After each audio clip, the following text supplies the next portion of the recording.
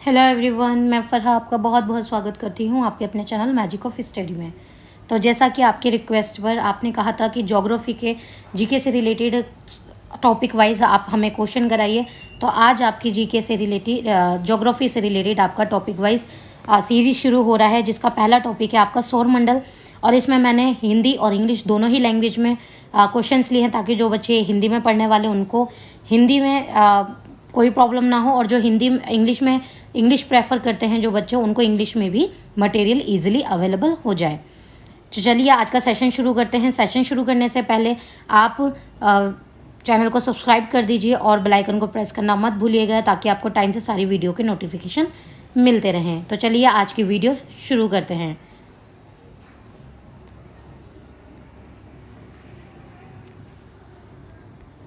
आपकी वीडियो का पहला क्वेश्चन है, क्वेश्चन नंबर 1, सौर मंडल का पहला क्वेश्चन। सौर प्रणाली की खोज किसने की थी? आपको ये बताना है, who discovered the solar system, कि सोलर सिस्टम जो था, सौर प्रणाली, उसकी खोज किसने की थी? आपके 4 ऑप्शन है। ऑप्शन नंबर ए है आपका गैलीलियो, ऑप्शन नंबर बी है आपका जेलबेयर्ड, ऑप्शन नंबर सी है आपका कोपरनिक्स, और ऑप्शन नंबर डी है आपका केपलर। तो आपका सही आंसर क्या हो जाएगा यहाँ पर? ऑप्शन नंबर सी यहाँ पर आपका करेक्ट हो जाएगा। कोपरनिकस ने क्या करा था? सोलर सिस्टम यानी सौर प्रणाली को खोजा था, उसकी खोज की थी। नेक्स्ट क्वेश्चन पे चलते हैं, क्वेश्चन नंबर 2। निम्नलिखित में से कौन सौरमंडल का भाग नहीं है? कि विच of the following is not a part of the solar system, कि इनमें से जो निम्नलिखित आपके जो 4 ऑप्शन दिए गए हैं, इसमें से जो सोलर सिस्टम का पार्ट नहीं है आपको वो बताना है। सोलर सिस्टम कि आपका सौरमंडल का जो भाग नहीं है, जो पार्ट नहीं है, आपको उसको बताना है। आपके 4 ऑप्शन है। ऑप्शन नंबर ए शुद्ध ग्रह, ऑप्शन नंबर बी धूमकेतु, ऑप्शन नंबर सी आपका ग्रह यानी कि प्लैनेट, ऑप्शन नंबर डी आपका निहारिका। शुद्ध ग्रह को इंग्लिश में बोलते हैं एस्ट्रॉइड, धूमकेतु को इंग्लिश में बोलते हैं कॉमेट्स, और ग्रह को आप जानती हैं प्लैनेट्स बोला जाता है, निहारिका यानी नेबुला बोला जाता है। तो आपका सही आंसर क्या हो जाएगा यहाँ पर? ऑप्शन नंबर डी निहारिका, यानी नेबुला क्या है? नेबुला सोलर सिस्टम का भाग नहीं है, सौरमंडल का भाग नहीं है। तो आज इस वीडियो में आपके टॉप 20 क्वेश्चंस, बहुत महत्वपूर्ण क्वेश्चंस होने वाले हैं, जो आपके प्रीवियस ईयर्स में पूछे जा चुके हैं और आने वाले एग्जाम्स में भी पूछे जाएंगे। ये बहुत बहुत महत्वपूर्ण हैं, जो बार बार पूछे जा रहे हैं कई सालों से। ठीक है, बाकी ये पार्ट है, बाकी और क्वेश्चंस भी हम आगे के पार्ट्स में करेंगे चैप्टर वाइज। नेक्स्ट क्वेश्चन पे चलते हैं, क्वेश्चन नंबर 3।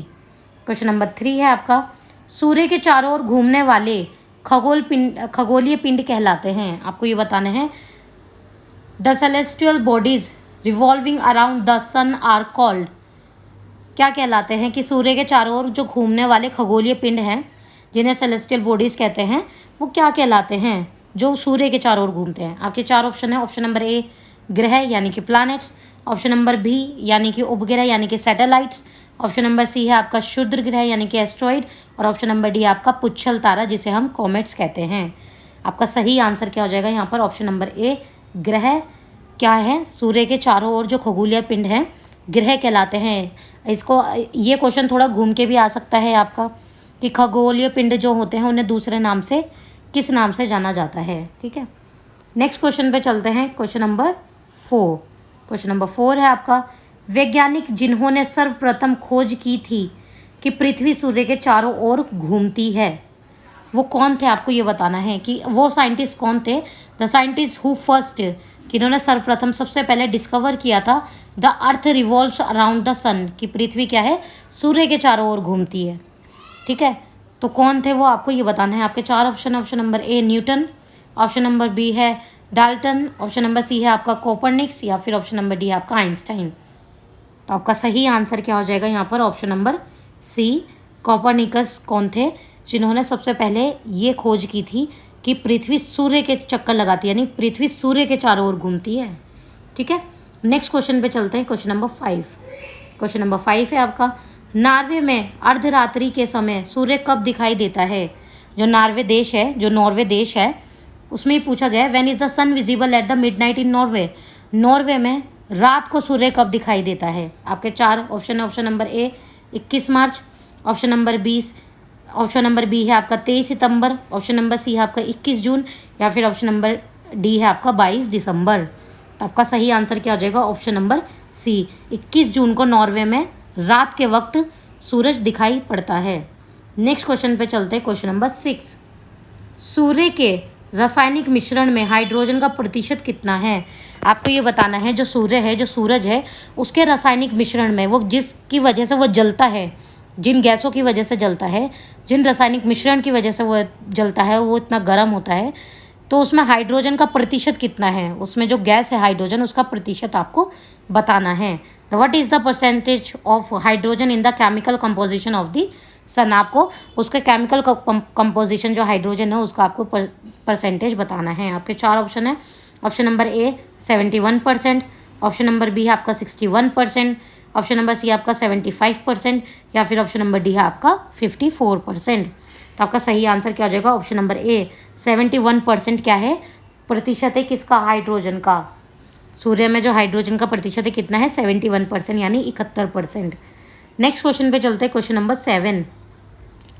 क्वेश्चन नंबर 7 है आपका, सूर्य की सतह पर हाइड्रोजन के अलावा दूसरा कौन सा तत्व बहुतायत में पाया जाता है? आपको ये बताना है अपार्ट फ्रॉम हाइड्रोजन, की हाइड्रोजन को छोड़ के which other element is found in abundance on the surface of the sun, कि सूर्य की जो सतह है उसमें हाइड्रोजन को छोड़ के और दूसरा कौन सा तत्व है जो बहुतायत में पाया जाता है? आपके 4 ऑप्शन है। Option number A helium, option number B neon, option number C argon, या फिर ऑप्शन नंबर डी है आपका ऑक्सीजन। तो आपका सही आंसर क्या हो जाएगा? ऑप्शन नंबर ए, हाइड्रोजन के अलावा जो दूसरा तत्व पाया जाता है वो है हीलियम।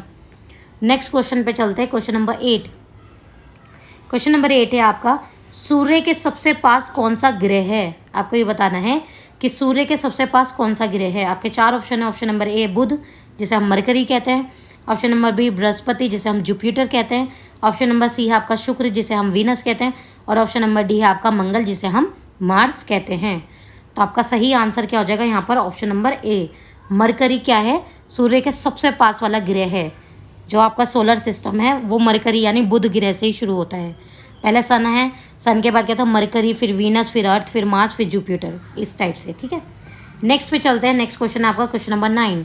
क्वेश्चन नंबर 9 है आपका, निम्नलिखित में से कौन से ग्रहों के चारों ओर घूमने वाले उपग्रह नहीं हैं? आपको ये बताना है which of the following are not satellites revolving around planets, कि इनमें से जो ये आपको ऑप्शन दिए गए हैं निम्नलिखित में से, इनमें से कौन से ग्रहों के चारों ओर घूमने वाले उपग्रह नहीं हैं? कि जैसे हमारी पृथ्वी का उपग्रह कौन है? चांद है, ठीक है, मून है हमारा पृथ्वी का उपग्रह, ठीक है। लेकिन आपको ये बताना है इनमें से कौन से ऐसे ग्रह हैं जिनके चारों ओर घूमने वाले उपग्रह नहीं हैं। तो आपके 4 ऑप्शन है। ऑप्शन नंबर ए मंगल तथा शुक्र यानी कि Mars and Venus, option number B आपका बुध तथा शुक्र यानी कि Mercury and Venus, option number C है आपका मंगल तथा बुध यानी कि मार्स एंड मरकरी, और ऑप्शन नंबर डी आपका वरुण तथा प्लूटो यानी नेपट्यून एंड प्लूटो। तो आपका सही आंसर क्या हो जाएगा यहाँ पर? Option number B, Mercury and Venus, यानी बुध तथा शुक्र के चारों ओर घूमने वाले जो भी खगोलीय पिंड या कुछ हैं, वो घूमने वाले जो उपग्रह हैं, वो घूमने वाली जो चीज़ें हैं वो उपग्रह नहीं हैं उस ग्रह के। ठीक है, नेक्स्ट क्वेश्चन पे चलते हैं। Question number 10। क्वेश्चन नंबर 10 है आपका, सौर मंडल का कौन सा ग्रह लगभग पृथ्वी जितना बड़ा है? आपको ये बताना है कि which planet is the solar system, कि सौर मंडल का जो ग्रह है is almost as big as Earth, कि वो पृथ्वी जितनी पृथ्वी बड़ी है उतना ही वो भी बड़ा है। तो आपको ये बताना है इसमें से कौन सा है। आपके 4 ऑप्शन। ऑप्शन नंबर ए बुध यानी कि मरकरी, ऑप्शन नंबर बी है मंगल यानी कि मार्स, ऑप्शन नंबर सी है आपका शुक्र यानी कि वीनस, और ऑप्शन नंबर डी है आपका यम यानी कि प्लूटो। तो आपका सही आंसर क्या हो जाएगा? ऑप्शन नंबर सी, वीनस जो है पृथ्वी के जितना ही बड़ा है, या कहें एक पृथ्वी की जुड़वा बहन भी इसको कहा जाता है, क्योंकि और ये शाम का तारा भी कहा जाता है क्योंकि ये दिखाई पड़ता है पृथ्वी से। नेक्स्ट क्वेश्चन पे चलते हैं। क्वेश्चन नंबर 11, सबसे चमकीला ग्रह है, the brightest planet is dash. आपको ये बताना है कि सबसे चमकीला ग्रह कौन सा है, द ब्राइटेस्ट प्लैनेट इज। आगे 4 ऑप्शन। ऑप्शन नंबर ए बृहस्पति यानी कि जुपिटर, ऑप्शन नंबर बी आपका मंगल यानी कि मार्स, ऑप्शन नंबर सी है आपका शुक्र यानी कि वीनस, और ऑप्शन नंबर डी है आपका बुध यानी कि मरकरी। तो आपका सही आंसर क्या हो जाएगा? ऑप्शन नंबर सी, वीनस क्या है? सबसे चमकीला ग्रह कहलाता है। नेक्स्ट क्वेश्चन में चलते हैं। Question number 12। क्वेश्चन नंबर 12 है आपका, निम्नलिखित में से किस एक को भोर का तारा के नाम से जाना जाता है? कि which one of the following is known as the morning star? Morning star के नाम से भी जाना जाता है। आपके 4 ऑप्शन है। ऑप्शन नंबर ए बुध यानी कि मरकरी, ऑप्शन नंबर बी है शुक्र यानी कि वीनस, ऑप्शन नंबर सी है आपका मंगल यानी कि मार्स, और ऑप्शन नंबर डी है आपका शनि यानी कि सैटर्न। तो आपका सही आंसर क्या हो जाएगा यहाँ पर? ऑप्शन नंबर बी शुक्र, यानी वीनस को भोर का तारा या मॉर्निंग स्टार भी कहा जाता है। ये कई बार आपको शाम के वक्त भी नज़र आ सकता है, पर बहुत कम, लेकिन मॉर्निंग के समय पर, सुबह के वक्त पर ये नज़र आता है। जब हल्की हल्की सूर्य की किरणें पड़नी शुरू होती हैं उस वक्त ये नज़र आता है, इसलिए इसे भोर का तारा भी कहा जाता है। नेक्स्ट क्वेश्चन पे चलते हैं। क्वेश्चन नंबर 13, सुपरनोवा है कि सुपरनोवा क्या है आपको ये बताना है। सुपरनोवा इज़ व्हाट इज़, आपको ये बताना है। एक ग्रह का यानी कि एस्ट्रॉयड है, एक ब्लैक होल यानी कि a black hole, option number C है आपका एक पुष्टल तारा यानी कि एक कॉमेट है, या फिर एक मृत प्राय तारा यानी कि अ डाइंग स्टार। तो आपका सही आंसर क्या हो जाएगा? Option number D a dying star. Supernova क्या है? एक मृत प्राय तारा है, a dying star. Next question पे चलते हैं। क्वेश्चन नंबर 14, क्वेश्चन नंबर 14 है आपका, उत्तरी ध्रुव की खोज किसने की थी? आपको ये बताना है who discovered the north pole. कि उत्तरी ध्रुव, ठीक है, जो क्या बोलते हैं, जो पृथ्वी का उत्तरी ध्रुव है उसकी खोज किसने की थी? नॉर्थ पोल की खोज किसने की थी? आपके 4 ऑप्शन है। Option number A Robert Peary, option number B Amundsen, option number C Tasman, option number D है आपका जॉन कैबोट। तो आपका सही आंसर क्या हो जाएगा? ऑप्शन नंबर ए यहाँ पर आपका करेक्ट हो जाएगा। रॉबर्ट पियरी ने क्या करा था? डिस्कवर किया था नॉर्थ पोल को, उत्तरी ध्रुव को डिस्कवर किया था। नेक्स्ट क्वेश्चन पे चलते हैं। क्वेश्चन नंबर 15, क्वेश्चन नंबर 15 है आपका, साउथ पोल पहुंचने वाला प्रथम व्यक्ति कौन था? आपको ये बताना है who was the first person to reach south pole. कि साउथ पोल पर पहुंचने वाला आपका प्रथम व्यक्ति कौन था? आपके 4 ऑप्शन है। Option number A Magellan, option number B है आपका Amerigo Vespucci, option number C है आपका पियरी, या फिर ऑप्शन नंबर डी है आपका एमर्सन। तो आपका सही आंसर क्या हो जाएगा? Option number D Emerson. जो फर्स्ट पर्सन था साउथ पोल पर पहुंचने वाला, वो कौन था? एमर्सन था। नेक्स्ट क्वेश्चन पे चलते हैं। क्वेश्चन नंबर 16, क्वेश्चन नंबर 16 है आपका, किस ग्रह को नीला ग्रह भी कहते हैं? यानी विच planet is also called the blue planet. कि ब्लू प्लैनेट के नाम से भी जाना जाता है, वो नीला ग्रह के नाम से भी जाना जाता है। आपके 4 ऑप्शन है। ऑप्शन नंबर ए पृथ्वी यानी कि अर्थ, ऑप्शन नंबर बी है आपका शनि यानी कि सैटर्न, ऑप्शन नंबर सी है आपका मंगल यानी कि मार्स, और ऑप्शन नंबर डी है आपका शुक्र यानी कि वीनस। तो आपका सही आंसर क्या हो जाएगा? ऑप्शन नंबर ए पृथ्वी। क्योंकि हमारी पृथ्वी नीली इसलिए दिखती है क्योंकि 1/3 पार्ट जो है वो पूरा क्या है? जल से ढका हुआ है, इसलिए पृथ्वी को नीला ग्रह भी कहा जाता है, क्योंकि वो अंतरिक्ष से नीले कलर की नज़र आती है। नेक्स्ट क्वेश्चन पे चलते हैं। क्वेश्चन नंबर 17, किस दिन पृथ्वी सूर्य के सबसे निकट होती है? आपको ये बताना है कौन सा दिन है जिस दिन पृथ्वी सूर्य के सबसे करीब होती है, सबसे निकट होती है। On which day the earth is closest to the sun. कि अर्थ जो है वो कौन से दिन सन के बहुत ज़्यादा क्लोजेस्ट होती है। आपके 4 ऑप्शन है। ऑप्शन नंबर ए 4 जुलाई, ऑप्शन नंबर बी है आपका 21 मार्च, ऑप्शन नंबर सी है आपका 23 सितंबर, या फिर ऑप्शन नंबर डी है आपका 3 जनवरी। यानी 4 जुलाई, 21 मार्च, या 23 सितंबर, या फिर 3 जनवरी। तो आपका सही आंसर क्या हो जाएगा? ऑप्शन नंबर डी 3 जनवरी। पृथ्वी सूर्य के सबसे ज़्यादा निकट कब होती है? 3 जनवरी को होती है। नेक्स्ट क्वेश्चन पे चलते हैं। क्वेश्चन नंबर 18, क्वेश्चन नंबर 18 है आपका, पृथ्वी सूर्य से अपनी अधिकतम दूरी पर होती है। आपको ये बताना है the earth is all its fastest distance from the sun on. कि पृथ्वी जो है सूर्य से, अभी हमने क्लोजेस्ट पढ़ा पास में, अब पृथ्वी सूर्य से अधिकतम दूरी पर कब होती है? यानी ज़्यादा से ज़्यादा मैक्सिमम दूरी पर वो कब होती है सूर्य से, कौन से दिन होती है? आपको ये बताना है। आपके 4 ऑप्शन है। ऑप्शन नंबर ए 30 जनवरी को, ऑप्शन नंबर बी 22 दिसंबर को, ऑप्शन नंबर सी है 22 सितंबर को, या फिर ऑप्शन नंबर डी है आपका 4 जुलाई को। तो आपका सही आंसर क्या हो जाएगा? ऑप्शन नंबर डी 4 जुलाई को पृथ्वी सूर्य से सबसे ज़्यादा दूर होती है। नेक्स्ट क्वेश्चन, यानी कि आज आपका इस वीडियो का सेकंड लास्ट क्वेश्चन है, पार्ट 1 का second last question, question number 19। सूर्य से पृथ्वी की दूरी कितनी है? आपको ये बताना है what is the distance of the earth from the sun. कि सूर्य से पृथ्वी कितनी दूर है, कितनी दूरी है? तो आपके 4 ऑप्शन हैं। Option number A 107.7 million kilometre, option number B आपका 142.7 million kilometre, option number C है आपका 146.7 मिलियन किलोमीटर, या फिर ऑप्शन नंबर डी आपका 149.6 मिलियन किलोमीटर। तो आपका सही आंसर क्या हो जाएगा? ऑप्शन नंबर डी यहाँ पे करेक्ट हो जाएगा। 149.6 मिलियन किलोमीटर दूर है सूर्य पृथ्वी से।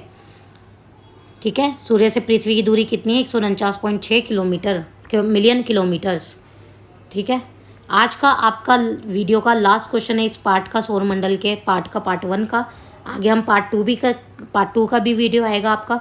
तो यहाँ आप ये देख सकते हैं, आप अब तक आपके 19 क्वेश्चन हो गए हैं। आप ये देख सकते हैं कि इन क्वेश्चंस ऐसे ही फॉर्म में आपके क्वेश्चंस पूछे जाते हैं एग्जाम में। ठीक है, आप वन लाइनर तो पढ़ लेते हैं, लेकिन आपको जब क्वेश्चन की फॉर्म में आती है चीज़ तो आप आंसर नहीं कर पाते हैं। तो वन लाइनर तो याद करने हैं आपको, नो डाउट, वो भी हम आपको कराएंगे, लेकिन क्वेश्चंस की फॉर्म आना बहुत ज़रूरी है कि क्वेश्चंस किस तरीके से आपसे पूछे जाते हैं। ठीक है, तो चलिए आज का इस वीडियो का, इस पार्ट 1 का हम लास्ट क्वेश्चन करते हैं। क्वेश्चन नंबर 20, अपने अक्ष पर पृथ्वी एक चक्कर कितने समय में पूरा करती है?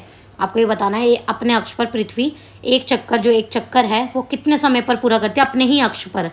In how much time does the earth complete one rotation on it axis? अपने एक्सिस पर वो रोटेशन कितने टाइम में कंप्लीट करती है? आपके 4 ऑप्शन है। ऑप्शन नंबर ए 24 घंटा, ऑप्शन नंबर बी है आपका 23 घंटा 56 minute 4 second, option number C है आपका 23 घंटा 30 मिनट, या फिर ऑप्शन नंबर डी है आपका 23 घंटा 10 मिनट 2 सेकेंड।